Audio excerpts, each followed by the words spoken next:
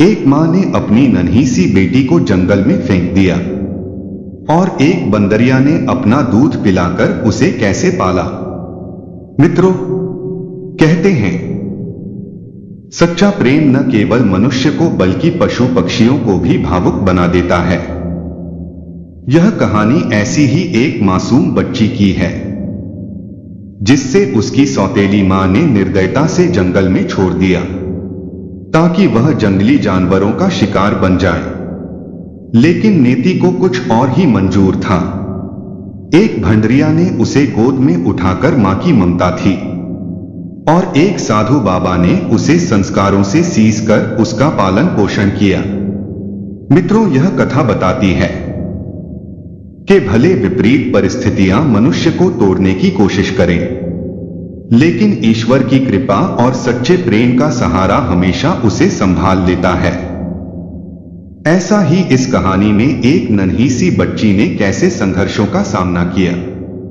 एक मासूम बच्ची एक दुष्ट स्त्री के छल कपट का शिकार हुई, लेकिन अंत में सत्य और न्याय की जीत कैसे हुई। किसी हरे भरे गांव में एक रघुनाथ नाम का किसान अपनी पत्नी सुनीता के साथ रहता था। दोनों का जीवन खुशहाल था, लेकिन उनकी सबसे बड़ी चिंता यह थी कि उनकी कोई संतान नहीं थी। वर्षों तक संतान सुख से वंचित रहने के बाद उन्होंने भगवान से प्रार्थना की, लेकिन जब कोई संतान नहीं हुई तो रघुनाथ ने दूसरी शादी करने का निर्णय लिया। कुछ समय बाद उसकी दूसरी पत्नी गंगा की कोख से एक सुंदर सी बेटी ने जन्म लिया। वो इतनी मोहक और कोमल थी कि उसे देखकर ऐसा लगता था मानो स्वर्ग से कोई देवी धरती पर उतर आई हो। किसान और उसकी पत्नी ने उसे विधि नाम दिया। विधि के जन्म से घर में खुशियों की बहार आ गए। किसान अपनी बेटी को पलकों पर बिठाकर रखता था और उसकी मां गंगा उसे बड़े लाड़ प्यार से पालती थी। लेकिन इस सुखद वातावरण को किसी की नजर लग गई। रघुनाथ की पहली पत्नी सुनीता, जो पहले ही अपनी संतान न होने से दुखी थी, अब इस नवजात कन्या को देखकर और भी अधिक उत्साह से भर जाती है। इस मासूम बालिका को देखना पसंद नहीं करती थी। रघुनाथ का अपनी दूसरी पत्नी और बेटी से बढ़ता उसे भीतर ही भीतर जलाने लगा। कुछ महीनों बाद जब विधि अपनी तोतली जुबान में पापा पापा कहने लगी तो सुनीता का हृदय जल उठता था। उसे लगने लगा कि यह बच्ची उसके पति को दूर कर रही है। धीरे धीरे उस मासूम बच्ची की दुश्मन बनती गई। वह हमेशा यही सोचती थी कि किसी भी तरह इस बच्ची को रास्ते से हटा दिया जाए। गंगा घर के कामों में व्यस्त रहती थी और रघुनाथ खेतों में मेहनत करता था, लेकिन सुनीता एक भयानक योजना बनाने लगी थी। एक दिन जब गंगा घर से बाहर बाजार गई और रघुनाथ खेतों में काम कर रहा था, तब सुनीता को सुनहरा अवसर मिल गया। उसने तुरंत विधि को गोद में उठाया और उसे बहलाते हुए खेतों की ओर चल पड़ी। वह मन ही मन सोच रही थी कि अगर यह बच्ची इस दुनिया से चली जाए तो मेरी सारी परेशानी खत्म हो जाएगी। न रहेगा बांस, न बजेगी बांसुरी। दर्शक बंधु, धीरे धीरे वो खेतों से आगे बढ़ते हुए गांव की सीमा पार कर गई और जंगल की ओर चलती चली गई। बहुत दूर दूर तक कोई नहीं था, केवल पक्षियों की चहचहाहट और हवा की सरसराहट सुनाई दे रही थी। सुनीता न चारों ओर नजर दौड़ाई और जब उसे यकीन हो गया कि कोई नहीं देख रहा है, तो उसने विधि को अपनी गोद से उठाकर झाड़ियों के बीच पटक दिया। छोटी सी बच्ची जमीन पर गिरते ही जोर जोर से रोने लगी, लेकिन उस निर्दयी महिला के दिल में जरा भी दया नहीं आई। उसने एक बार भी पीछे मुड़कर नहीं देखा और जल्दी जल्दी गांव की ओर लौट गई, मानो कुछ हुआ ही न हो। वो मासूम बच्ची झाड़ियों के बीच रोती बिलखती पड़ी रही। वह इतनी छोटी थी कि ठीक से खड़ी नहीं हो पाती थी। उसे अपनी मां की गोद का एहसास था, न अपने पिता का प्यार व भूख से व्याकुल होकर रो रही थी। धीरे धीरे रोते रोते वो थक गई और वहीं मिट्टी में लिपटी सो गई। कहते हैं बच्चे भगवान का रूप होते हैं और भगवान कभी भी अपने बच्चों को बेसहारा नहीं छोड़ते। जब सोकर उठी तो वह फिर से पापा पापा कहकर रोने लगी। वह अपने छोटे छोटे कदमों से भूख से बिलखते हुई आगे बढ़ने लगी। मित्रों, चलते चलते वह एक घने जंगल में पहुंच जाती है। वहां एक विशाल पीपल का पेड़ था। उसी पेड़ की डालियों पर एक बदरी अपने बच्चों के साथ रहा करती थी। पास में यह छोटी सी कुटिया थी जहां एक महात्मा जी निवास करते थे, लेकिन उस समय भी भिक्षा मांगने कहीं गांव में गए हुए थे। बदरिया अपने बच्चों के स्नेह से सीने से लगाए बैठी थी। अचानक उसने विधि के रोने की आवाज सुनी। वो चौंक पड़ी और फिर से उतरकर झाड़ियों की ओर भागने लगी। वहां उसने देखा कि एक छोटी सी मासूम बच्ची भूख और दर्द से रो रही थी। बदरिया को जैसे ही विधि की स्थिति का अंदाजा हुआ तो वह तुरंत उसे गोद में उठा लाई, लेकिन बच्ची अभी भी रो रही थी। शायद उसे अपनी मां की गोद चाहिए थी। बदरिया ने उसे शांत करने के लिए झट से ताजे फल थोड़ी उन्हें चबाकर उनके रस को निचोड़कर बच्ची के होठों पर लगाया। जैसे ही विधि के मुंह में रस की बूंद जाती है, उसने हल्का सुकून महसूस किया और धीरे धीरे शांत हो गई। बंदरिया ने उसे अपनी बाहों में प्यार से सुला लिया। वो कभी बच्ची के गाल सहलाते, कभी उसके सिर पर हाथ फेरती थी, बिल्कुल वैसे ही जैसे एक मां अपने बच्चे को प्यार करती है। बदरिया ने विधि को अपनी गोद में सुलाकर उसे धीरे धीरे झूलना शुरू किया। धीरे धीरे विधि की आंखें बंद हो गई और वो गहरी नींद में सो गई। बंदरिया के मन में भी अब एक नई जिम्मेदारी आ गई थी, उस बच्ची की रक्षा करना। कहते हैं मित्रों के ईश्वर अपने बच्चों की रक्षा के लिए किसी न किसी को जरिया जरूर बना देता है। जिसे अपनी मां का प्यार नहीं मिला, उसे एक बदरिया की ममता मिल गई। बदरिया के इस और देखभाल में बुन्ने मासूम बच्ची धीरे धीरे बढ़ने लगी। बदरिया ने उसे अपनी संतान की तरह अपनाया था। वह हर रोज उसके लिए मीठे फलों का रस निकालकर पिलाती थी, उसके छोटे छोटे हाथों को अपने पंजों से सहलाती थी, और जब बच्ची रात में ठंड से कांपती तो उसे अपने शरीर से चिपकाकर गर्मी देती थी। मित्रों, यह देखकर जंगल के अन्य जानवर भी बड़े चकित कि एक बदरिया इंसानी बच्ची को अपनी संतान की तरह पाल रही है। इधर एक दिन जब महात्मा अद्वितीय आनंद जच्चा से लौटकर अपनी कुटिया में आते हैं तो उन्होंने देखा कि उनकी प्रिय बंदरिया की गोद में एक सुंदर मासूम बच्ची बैठी है। बच्ची के चेहरे की आभा बड़ी ही अद्भुत थी। उसकी सोचा था ऐसे उजली जैसे सूर्य उदय की पहली किरण। महात्मा जी इस अद्भुत दृश्य को देखकर चकित रह जाते हैं। उन्होंने बच्ची को बदरिया की गोद से उठाया और उसे देखने लगे। बच्ची ने भोलेपन से उन्हें देखा, लेकिन वह अभी छोटी थी, इसलिए कुछ बोल नहीं पाई। महात्मा के हृदय में बादल उमड़ पड़ा। वे सोचने लगे कि यह बच्ची आखिर कहां से आई है, इसका परिवार कौन है, कौन जंगल में छोड़ गया है। मित्रों, महात्मा ने उसे गोद में उठा लिया और अपनी कुटिया के भीतर ले जाते हैं। उन्होंने बदरिया की पुचकारा और कहा, तूने बच्ची की रक्षा करके बहुत बड़ा पुण्य कमा लिया है, अभी ये मेरी बेटी होगी। मित्रों, फिर उन्होंने उस बच्ची का नाम ज्योति रख दिया, क्योंकि वह सचमुच चमकते हुए सूर्य के समान सुंदर और तेजस्वी थी। अब ज्योति महात्मा के साथ रहने लग जाती है। लेकिन बदरिया का उसे अटूट स्नेह बना हुआ था। वह कुटिया के पास ही रहती थी और हर समय उसका ध्यान रखती थी।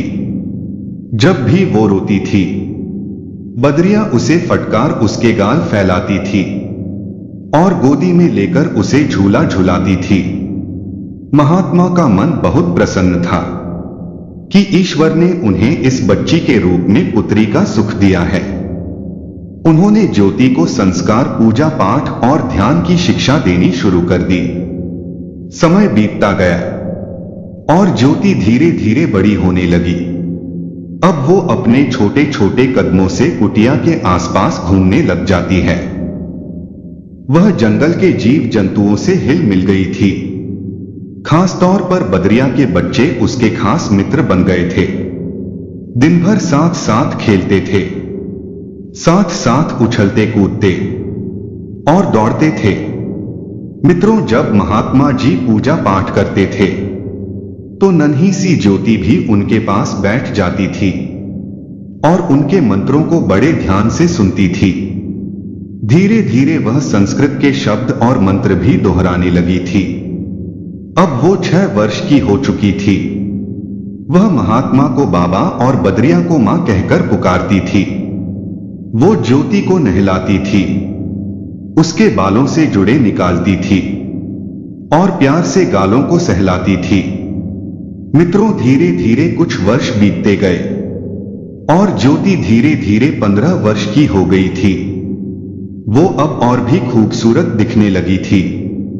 उसके चमकती हुई त्वचा, काली घनी लहराती जुल्फें और आंखों में असीम गहराई थी। वह बिल्कुल किसी स्वर्ग की अप्सरा की तरह दिखती थी। अब कुटिया की देखभाल भी करने लगी थी। वह महात्मा के लिए भोजन बनाती थी, बदरिया के बच्चों को खाना खिलाती थी और अपने आसपास के जंगल को झाड़ बुहार कर सुंदर बनाए रखती थी। एक दिन महात्मा अद्वितीय आनंद ने ज्योति को पास बुलाया और बोले, भूले, मुझे अब कुछ दिनों के लिए दूसरे नगर जाना होगा। वहां के लोग मुझसे भिक्षा मांगने के लिए बुला रहे हैं। मित्रों, यह सुनकर ज्योति थोड़ी उदास हो गई, लेकिन बाबा ने उसे समझाया, चिंता मत कर बेटी, मैंने सभी इंतजाम कर दिया है। घर में भोजन, लकड़ियां और पानी सब कुछ रखा हुआ है। तुम्हें बाहर जाने की कोई जरूरत नहीं है और यह बंदरिया तुम्हारे साथ रहेगी और तुम्हारी अच्छे से देखभाल करेगी। मित्रों, ज्योति ने सिर हिलाकर हामी जवाब दिया। महात्मा जी विदाई लेकर वहां से चले जाते हैं। अब कुटिया में सिर्फ ज्योति और बदरिया का परिवार था।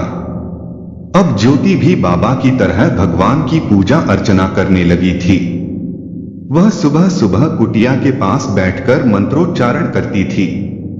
मित्रों, एक दिन जब उसने खाना बनाया और फिर पूजा में ध्यान मग्न हो गए, तब बदरिया के एक शरारती बच्चे ने पूरा भोजन खराब कर दिया। वह खाने के पास गया और रोटी को उठा उठाकर इधर उधर फेंकने लगा। जब पूजा समाप्त हुई और ज्योति उठ खड़ी हुई तो उसने देखा कि सारा खाना बर्बाद हो चुका है। यह देखकर वह बहुत दुखी हुई और शरारती बंदर के पास जाकर कहने लगी, तुम बहुत नटखट हो, दूसरों का भी ख्याल रखना नहीं चाहते हैं। दूसरों का भी ख्याल रखना चाहिए। अकेले खाना अच्छी बात नहीं होती है। बंदर को लगा कि ज्योति नाराज हो गई है, तो गुस्से में आ गया और जलते हुए चूल्हे पर पानी डालकर आग बुझा गया। अब ज्योति को बहुत बड़ी मुश्किल हो गई थी। चूल्हा ठंडा पड़ गया था। यह देखकर ज्योति परेशान हो गई और वह सोचने लगी, बाबा ने कहा था कि बाहर मत जाना, लेकिन अब तो मेरे पास कोई उपाय भी नहीं बचा है।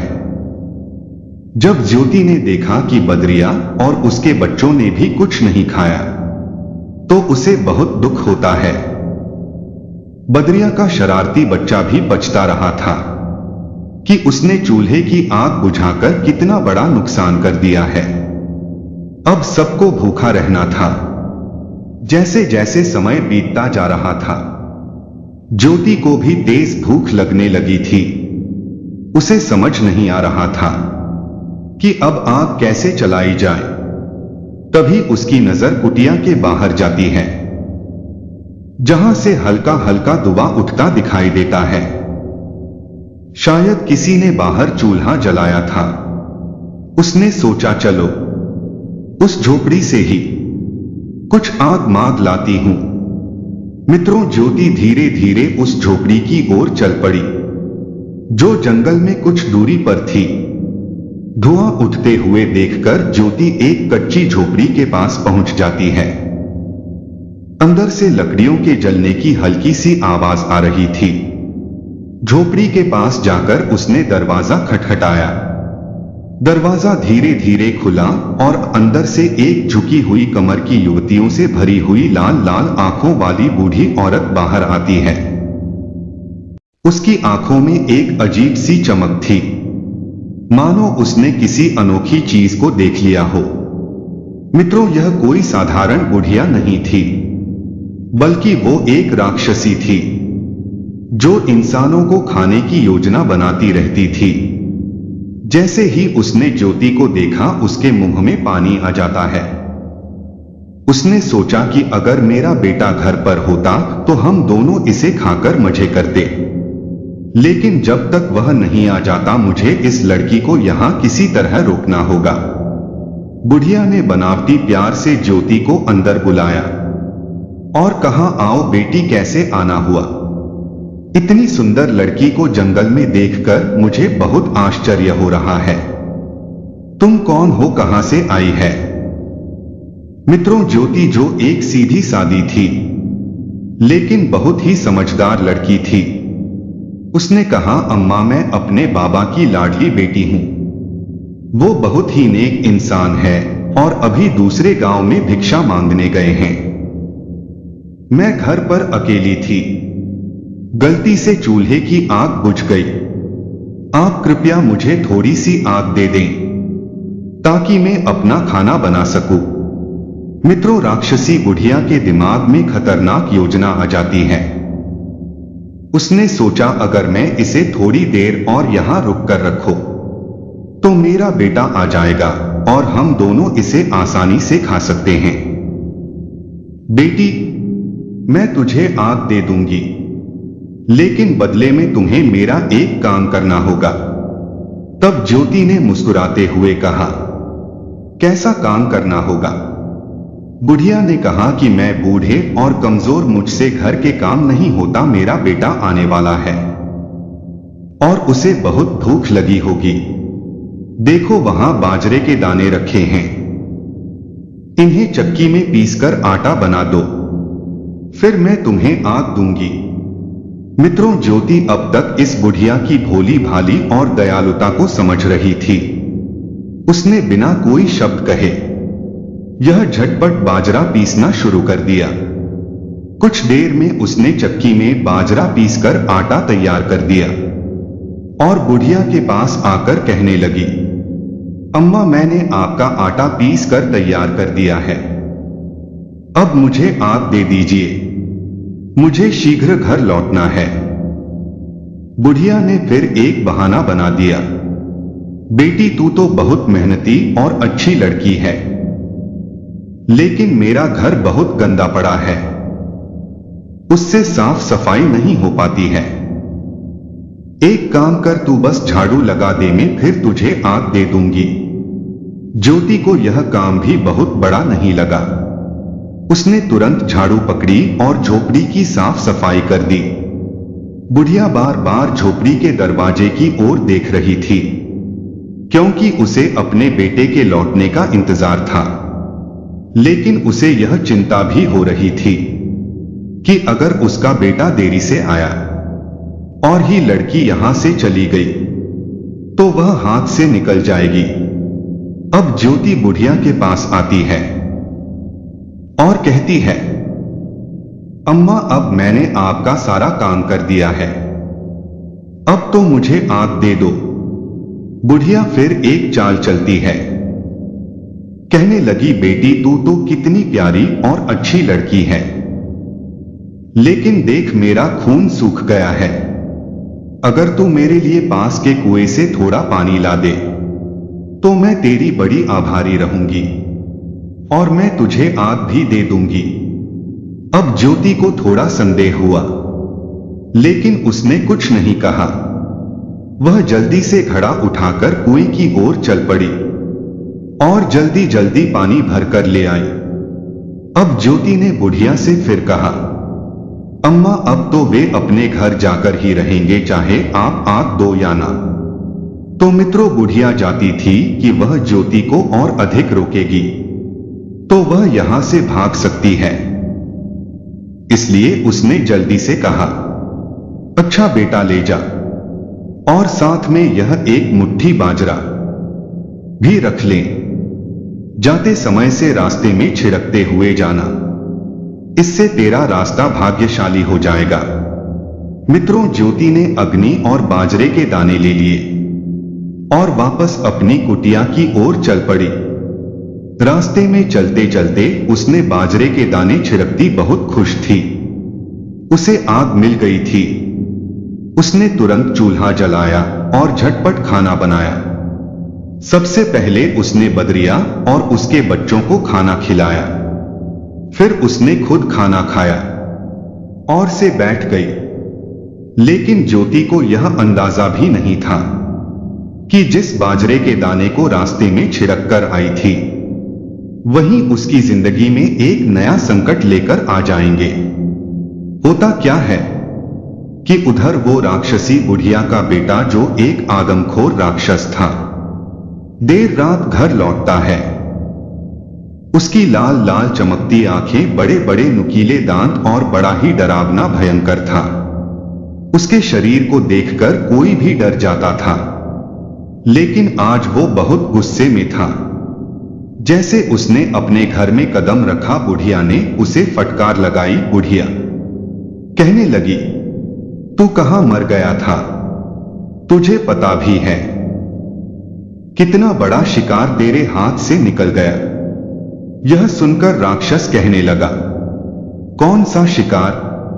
बुढ़िया ने झुंझलाते हुए कहा, अरे मूर्ख, अभी थोड़ी देर पहले एक बहुत सुंदर लड़की खुद चलकर मेरे घर आई थी, लेकिन तू यहां पर था ही नहीं, इसलिए मुझे उसे जाने देना पड़ा। राक्षस ने अपनी मोटी आवाज में कहा, वो लड़की अब कहां गई है? बुढ़िया ने चालाकी से जवाब दिया, मैंने उसे थोड़ी आग और बाजरे के कुछ दाने दे दिए थे। मैंने उसे कहा था कि रास्ते में उन दानों को छलकती हुए जाना, तू दालों के पीछे पीछे चला जाए, वहीं तुझे उस लड़की तक पहुंचा देंगे। मित्रों, राक्षस अब खून के प्यासे भेड़िया की तरह बाजरे के दानों को सुनते हुए आगे को बढ़ने लगा। जहां जहां बाजरे के दाने गिरे हुए थे, वहां भाव बड़े बड़े पैरों के निशान छोड़ता जाता है। धीरे धीरे वह जंगल में एक बड़े पेड़ के पास पहुंच जाता है, जहां बाजरे के दाने खत्म हो जाते हैं। उसने चारों ओर नजर घुमाई तो दूर एक छोटी सी कुटिया नजर आती है। अब राक्षस उस कुटिया के दरवाजे पर पहुंच जाता है।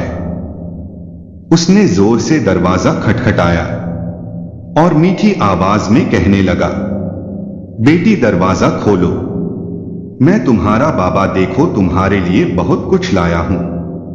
लेकिन ज्योति थकान और भोजन के बाद गहरी नींद में सो चुकी थी।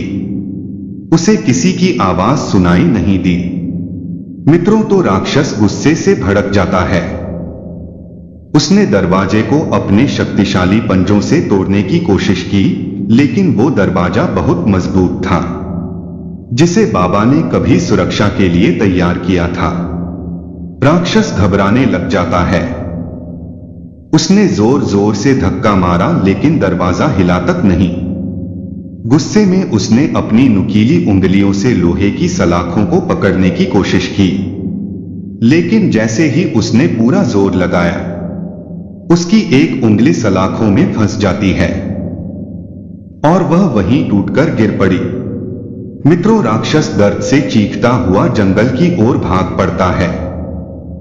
इधर सुबह जब सूरज की सुनहरी किरणें कुटिया पर पड़ी तो बदरिया और उसके बच्चे सबसे पहले जाग जाते हैं। बदरिया भी उछलते कूदते बाहर आई और फिर ज्योति को जगाने के लिए अंदर गए। ज्योति धीरे धीरे अपनी आंखें खोली बकर जैसे कुटिया का दरवाजा खोलने लगी। उसकी नजर नीचे कुछ अजीब सा पड़ा हुआ दिखाई दिया।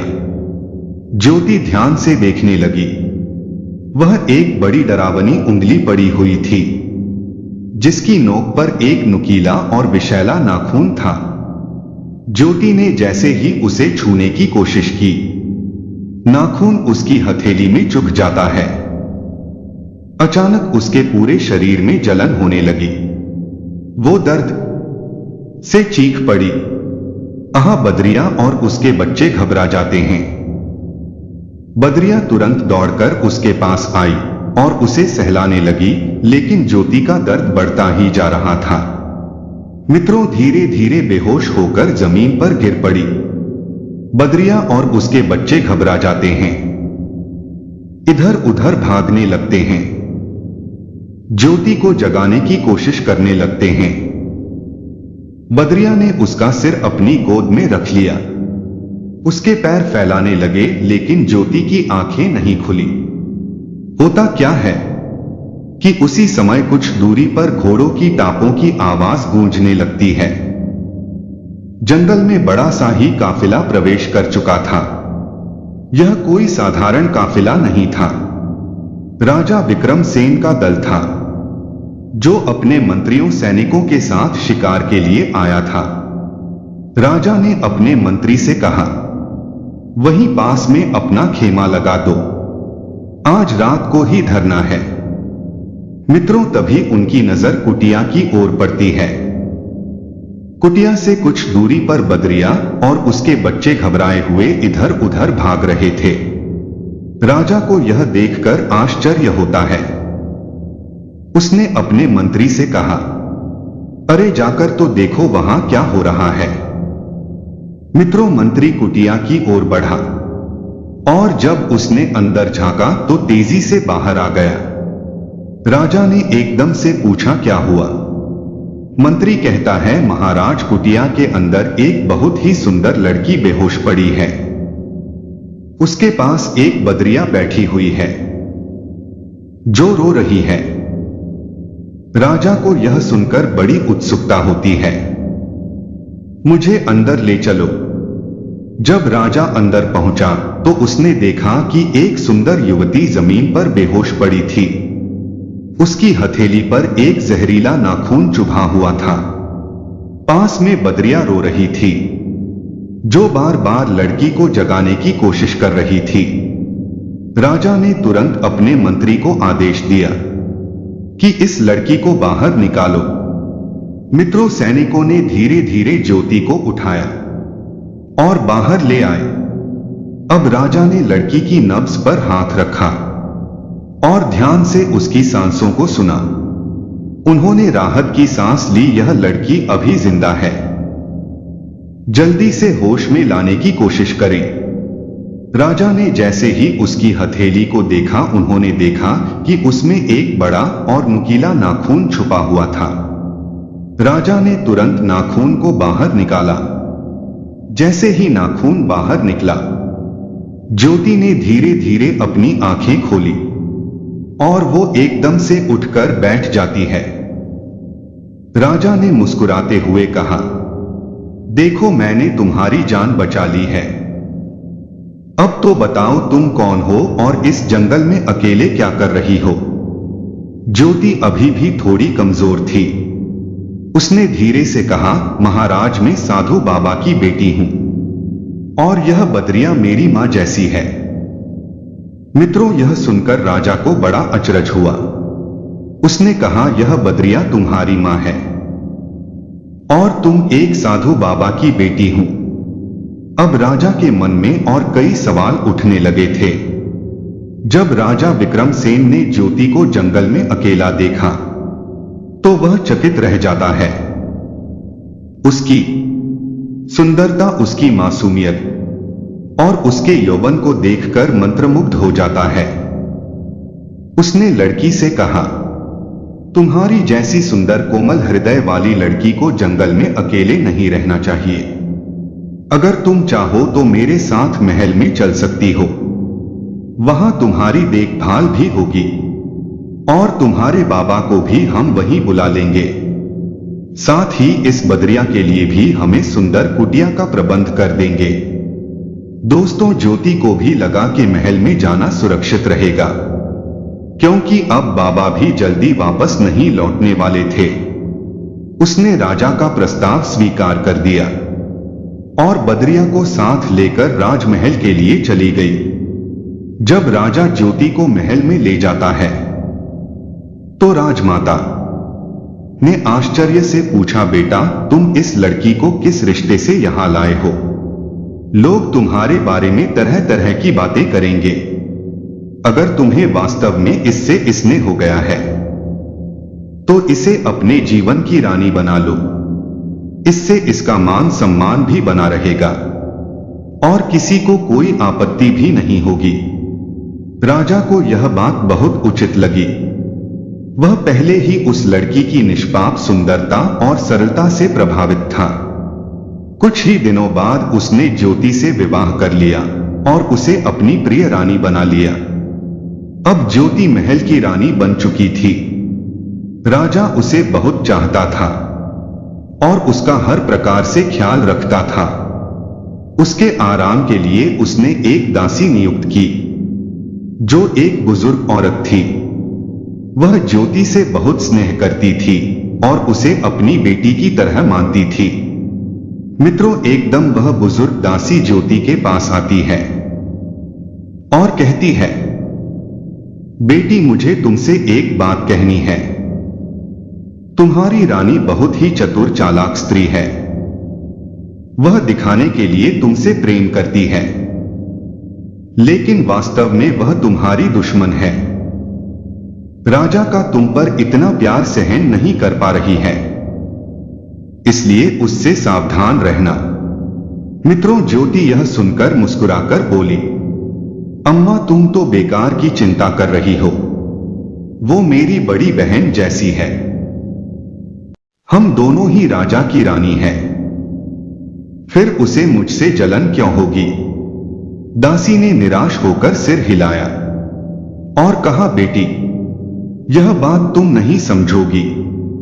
उसे पता था कि ज्योति मन की बहुत भोली और सीधी लड़की है। उसे यह समझने में समय लगेगा कि राजमहल की राजनीति कितनी खतरनाक हो सकती है। राजा की पहली रानी को ज्योति का महल में आना, राजा का उस पर विशेष प्रेम रखना और उसका अपूर्व सौंदर्य सहन नहीं हो रहा था। भीतर ही भीतर ईसा से जल रही थी, लेकिन वो इतनी चालाक थी कि उसने अपने मन में छिपी जलन को ज्योति के सामने जाहिर नहीं होने दिया। वह ज्योति के साथ मीठी मीठी बातें करती थी और महल की राजनीति में उसे सुलझाने का प्रयास करती थी। ज्योति भी निर्दोष मन से उसे अपनी बड़ी बहन मानकर उसके पास जाती है। फिर एक दिन उसने अपने मन में एक भयानक षड्यंत्र रच डाला। एक राजमहल के बगीचे में टहलते हुए बड़ी रानी ने ज्योति से कहा, ज्योति, तुम तो बहुत सुंदर हो। जब तुम आभूषण पहनती हो तो और भी मनमोहक दिखती हो। आओ नदी के पास चलकर अपनी छवि देख। वहां पानी में अपनी परछाई देखकर तो मैं खुद भी विश्वास हो जाएगा कि तुम कितनी सुंदर हो। मित्रों, ज्योति निर्दोष थी। उसने सौतन की बातों में आकर उसके साथ नदी की ओर चल दी। बदरिया, जो सदैव ज्योति के साथ रहती थी, उसकी चालाकी को समझ गई थी। जब ज्योति नदी के पास जाने लगी तो बदरिया ने उसका पल्लू पकड़ लिया। बदरिया उसे खींचकर रोकने की कोशिश कर रही थी, मानो उसे आगाह कर रही हो कि कुछ अनहोनी होने वाली है।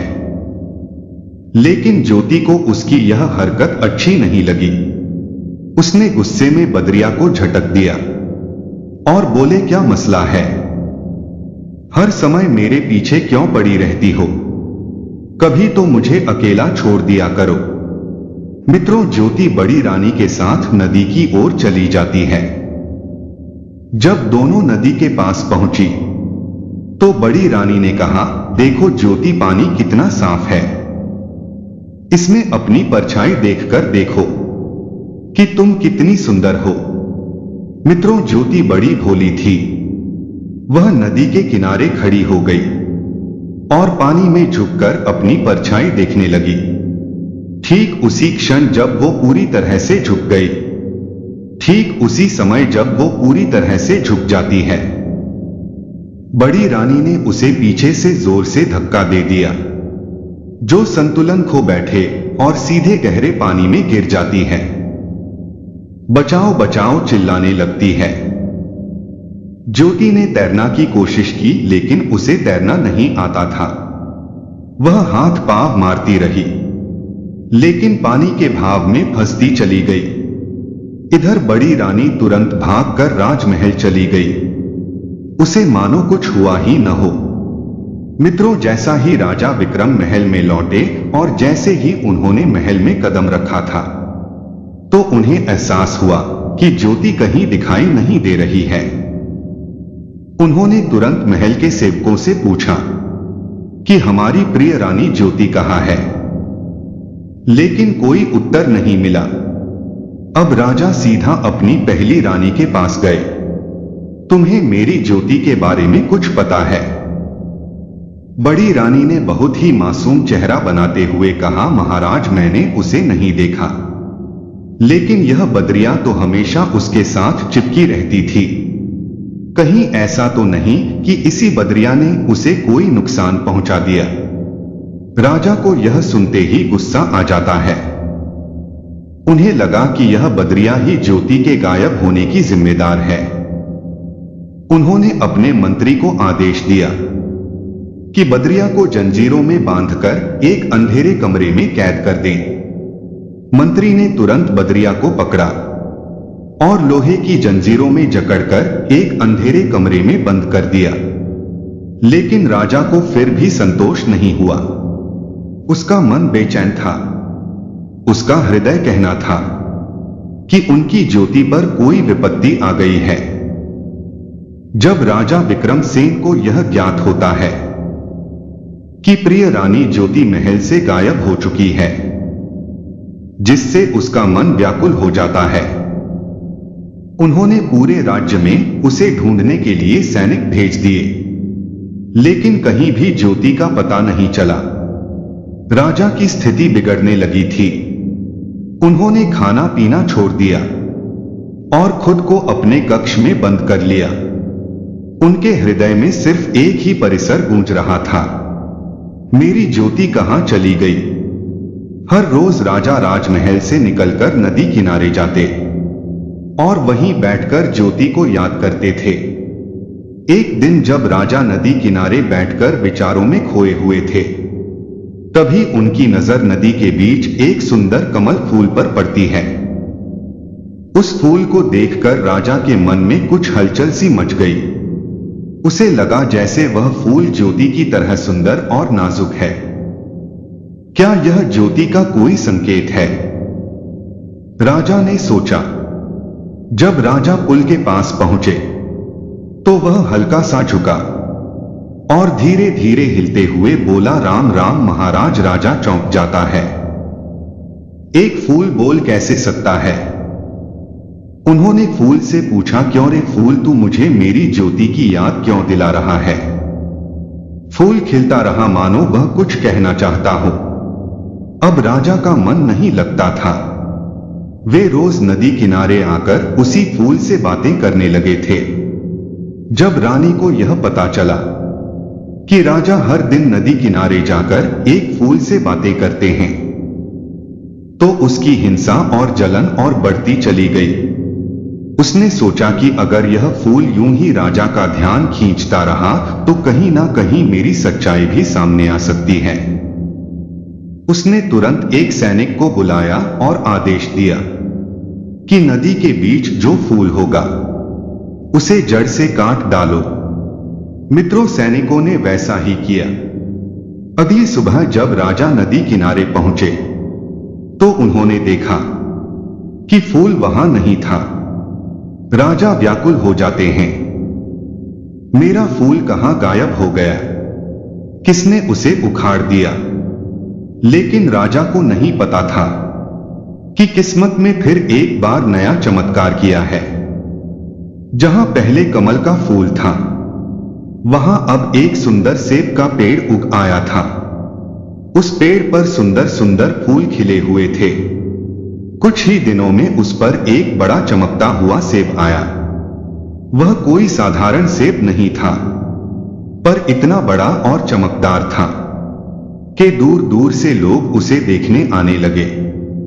लेकिन कोई भी उसे तोड़ नहीं सकता था, क्योंकि वह राजा के इलाके में था और किसी को आज्ञा नहीं थी कि उसे छूने की। मित्रों, इसी बीच दूर एक गांव में एक रघुनाथ नाम का किसान और उसकी पत्नी गंगा रहते थे। कई वर्षों से अपनी बेटी ज्योति को याद करके रोते थे, जिससे उनकी पहली पत्नी की क्रूरता के कारण खो दिया था।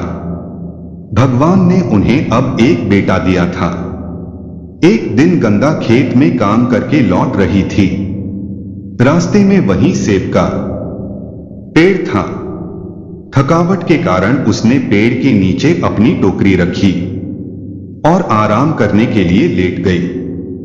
जैसे ही उसकी आंख लगी, वह बड़ा सेब टूटकर उसकी टोकरी में गिर पड़ा। जब गंगा उठी तो उसने सेब को टोकरी में देखा और डर गई। हे भगवान, अगर किसी ने मुझे सेब के साथ देख लिया तो वो मुझे चोर समझेगा। राजा ने यह सब देखने वालों के लिए रखा है। अगर मैं इसे लेकर गई तो कहीं मुझे सजा दे दी जाए। डर के मारे उसने टोकरी को अपने पल्लू से ढका और जल्दी से घर लौट गई। जब गंगा घर पहुंची तो उसने अपने पति रघुनाथ से कहा, सुनिए जी, आज मुझे एक अजीब सी चीज मिली है। रघुनाथ ने पूछा, क्या मिला है? गंगा ने कहा, और वो टोकरी से कपड़ा हटाया। लेकिन जैसे ही उसने देखा कि वो से बाहर नहीं था, सेब की जगह एक सुंदर नन्ही सी बच्ची बैठी हुई थी। दोनों पति पत्नी यह देखकर आबाद से रह जाते हैं। गंगा ने जल्दी से बच्ची को गोद में उठाया और कहा, इतनी सुंदर बालिका। मित्रों, जैसे ही उसने बच्ची को उठाया, वह देखते ही देखते एक युवा लड़की बन गई। अब दोनों और भी हैरान हो जाते हैं। मित्रों, यह वही लड़की थी, लेकिन अब एक युवा रूप में जन्म ले चुकी थी। इधर जब साधु बाबा अपनी कुटिया में लौटे तो उन्होंने देखा कि वहां ज्योति थी। यह देखकर उनका हृदय चीत्कार कर उठा, हे भगवान, मेरी बेटी कहाँ गया? अब उन्होंने पूरे जंगल में खोजबीन शुरू की। बहुत तलाश के बाद भी राजा के महल में पहुंचे। राजा विक्रमसेन ने उन्हें सम्मान से बैठाया और पूछा, बाबा आप कौन हैं और यहां कैसे आए? तब बाबा ने आंसुओं से कहा, राजन, मैं अपनी बेटी ज्योति को ढूंढ रहा हूं। वो मेरी संतान समान थी, लेकिन वह मुझे मिल नहीं रही है। मैंने उसे जंगल में बदरिया की देखरेख में छोड़ा था, लेकिन जब मैं लौटा तो वह वहां नहीं थी। मुझे विश्वास है कि वह कहीं सुरक्षित है, लेकिन मैं उसे अपने पास पाकर ही शांत हो सकता हूं। राजा यह सुनकर चौंक जाता है। उसने बाबा की ओर देखा और कहा, बाबा, यह सत्य है कि ज्योति आपकी पुत्री है, लेकिन अब मेरी भी संगिनी बन चुकी है। मैं भी उसे अपने जीवन की रानी बना चुका हूं। दुर्भाग्यवश हम एक दूसरे से बिछुड़ गए हैं, लेकिन मैं उसे कभी भूल नहीं सका। बाबा ने राजा की बात ध्यान से सुनी और बोले, राजा, मेरी बेटी इतनी सरल नहीं है कि कोई उसे आसानी से मिटा सके। मैंने उसे तंत्र मंत्र और आत्मरक्षा की शिक्षा दे रखी है। वह कोई साधारण कन्या नहीं है। अगर किसी ने उसे नुकसान भी पहुंचाया होगा तो वो पूरा संसार में किसी न किसी रूप में अवश्य प्रकट हो जाएगी। राजा को यह सुनकर आशा की किरण दिखाई दी। उन्होंने बाबा को महल में एक विशेष कक्ष प्रदान किया जहां वे अपनी शक्ति से ज्योति का पता लगा सकते थे। साधु बाबा ने महल के कक्ष में बैठकर ध्यान लगाया। उनकी आंखें बंद थी और उनका मन दिव्य दृष्टि से ज्योति को खोज रहा था। कुछ ही देर में उन्होंने देखा कि महल के अंधेरे कक्ष में मदद या खेती और लगातार रो रही थी। तब बाबा ने राजा से कहा, राजन, इस महल में बदरिया कैद है जो मेरी बेटी की सबसे बड़ी रक्षक थी। तुम उसे तुरंत मुक्त करो। राजा ने तत्काल आदेश दिया और बंदरिया को आजाद करवा दिया। जैसे ही बदरिया बाहर निकली तो सीधा राजा के कपड़ों को खींचने लगी। राजा ने पहले तो उसे हटाने की कोशिश की, लेकिन साधु बाबा ने रोकते हुए कहा, राजन, मेजबान प्राणी हमें कुछ बताना चाह रही है। इसके इशारे को समझने का प्रयास करना चाहिए। राजा ने ध्यान दिया और बदरिया के पीछे पीछे चल पड़े। बदरिया राजा और साधु बाबा को महल से दूर एक गांव की ओर ले जाती है, जहां एक कुएं के पास एक युवती पानी भर रही थी। राजा ने गौर से देखा। उसके चेहरे की झलक ज्योति से मिलती जुलती थी। राजा ने दौड़कर उसे बुलाना चाहा, लेकिन तब तक वह घर के अंदर जा चुकी थी। बदरिया ने तेजी से दरवाजा खटखटाया। घर के अंदर से गिलहरी बाहर आई और आश्चर्य से राजा को देखती हुई बोली, महाराज, इतनी कृपा हम गरीबों पर कैसे? आपकी क्या सेवा कर सकती हूं? तब राजा कहता है, अभी अभी जो लड़की यहां अंदर गई थी वो मेरी पत्नी है। कृपया उसे बाहर बुलाएं। किसान की पत्नी गंगा ने कहा, महाराज, आप शायद भ्रमित हो गए हैं। वो आपकी पत्नी नहीं, मेरी बेटी है। वो आपकी रानी कैसे हो सकती है? तब राजा मायूस होकर लौटने लगा, लेकिन तभी बदरिया तेजी से घर के अंदर भाग गई। बदरिया को अंदर भागते देख ज्योति चौकन्नी हो गई। जब उसने देखा कि बदरिया उसकी ओर दौड़ती हुई आई है तो वह खुशी से रो पड़ी। मेरी प्यारी मां, ज्योति ने कहा, और बदरिया से लिपट जाती है। अब उसने किसान की पत्नी की ओर देखा और अपनी पूरी कहानी सुनानी शुरू की। अम्मा, मेरी मां घर के कामकाज में लगी रहती थी और मेरे पिताजी खेतों में मेहनत करते थे, लेकिन मेरी सौतेली मां मुझसे बहुत घृणा करती थी। उसने मुझे उठाकर जंगल में फेंक दिया, जहां यह बदरिया मेरी मां। इसी ने उठाकर मुझे पाला है। ज्योति ने अपने जीवन के हर संघर्ष को सुनाया, कैसे वह भूखी प्यासी जंगल में भटकती रही, कैसे साधु बाबा ने उसे गोद लिया और फिर राजा ने उसे अपनाया। मित्रों, यह सुनकर किसान की पत्नी की आंखों में आंसू आ जाते हैं। वह कहने लगी, तो तुम वही ज्योति हो, वही हमारी विधि हो जिसे हमने जन्म दिया था। ज्योति में सिर हिलाया, तभी बाहर राजा और साधु बाबा खड़े थे। ज्योति की नजर जैसे साधु बाबा पर पड़ी, वह दौड़कर उनके सीने से लग जाती है और फूट फूट कर रोने लगती है। बाबा, मैं आपको बहुत याद करती थी, मैं आपके बिना नहीं रह सकती थी। साधु बाबा ने उसके सिर पर हाथ रखा और कहा, बेटी ससुराल में ही शोभा देती है। देखो, तुम्हारा पति तुम्हें लेने आया है।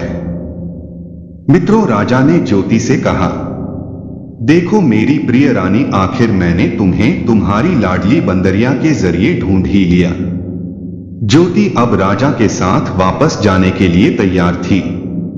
मित्रों, महल में लौटते ही राजा ने तुरंत राज दरबार में एक सभा बुलाई। सभी मंत्री, सैनिक और राजमहल की दोनों रानियां वहां उपस्थित थे। तब राजा ने गुस्से में कहा, मेरी पहली रानी धोखेबाज निकली। मैंने उसे प्यार और सम्मान बहुत दिया, लेकिन उसने मेरे विश्वास को तोड़ दिया। उसे कड़ी से कड़ी सजा देनी पड़ेगी। इसके बाद राजा ने सैनिकों को आदेश दिया कि वह बड़ी रानी को काल कोठरी में डाल दें। सैनिक उसे पकड़कर महल की काल कोठरी में कैद कर दिया। अब ज्योति को राजमहल में पूरा सम्मान मिल गया था। साधु बाबा भी महल में ही रहने लगे और उन्होंने अपनी शक्तियों से ज्योति को सभी बुरी शक्तियों से बचाने का आशीर्वाद दिया। बंदरिया भी महल में ज्योति के साथ रहने लगी थी। राजा और ज्योति अब सुखी जीवन बिताने लगी और पूरी प्रजा ने उनकी प्रेम कहानी को आदर्श मान लिया। इस कहानी से यह सीख मिलती है कि सत्य की हमेशा विजय होती है। जो दूसरों के लिए अच्छा करता है, उसकी रक्षा स्वयं भगवान करते हैं। यही भी एक बंदरिया और एक नन्ही सी बच्ची की प्रेम कहानी। तो दोस्तों, आपको यह कहानी कैसी लगी?